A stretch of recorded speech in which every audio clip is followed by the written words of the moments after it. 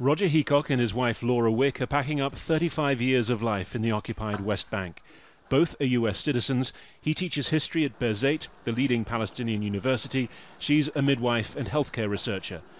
The last time they returned from a trip overseas, an Israeli immigration officer gave them just 2-week-long tourist visas, telling them they could apply for an extension once home. We made a new application with the Palestinian Ministry of Civil Affairs on the strength of our new contracts at BAHOUR University, and have heard nothing. So therefore we can't stay.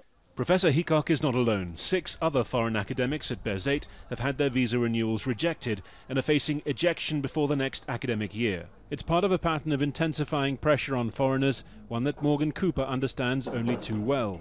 An American, she met her Palestinian husband Salah Tota here in his restaurant 9 years ago. Around the same time, Israel froze a limited scheme of granting residency in such cases. Morgan has to make do with tourist visas, but they've been getting shorter in duration, if approved at all.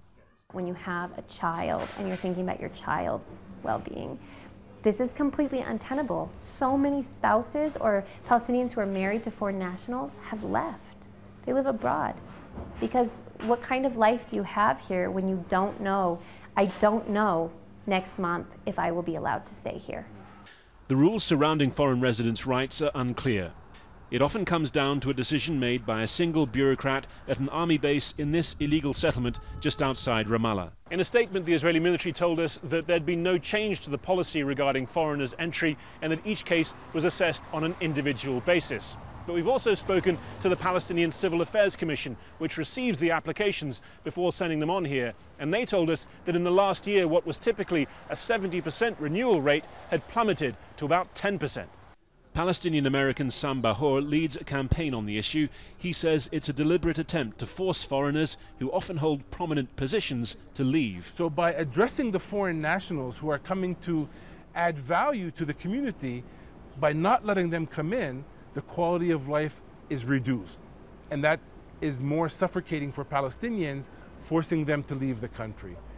For people in Morgan Cooper's position, it comes down to a series of near impossible choices: to overstay her visa and never leave town for fear of an Israeli ID check, to try to renew her papers while here and risk rejection, to travel overseas in the hope of getting a new visa on return, and gamble that she won't be prevented permanently from coming home.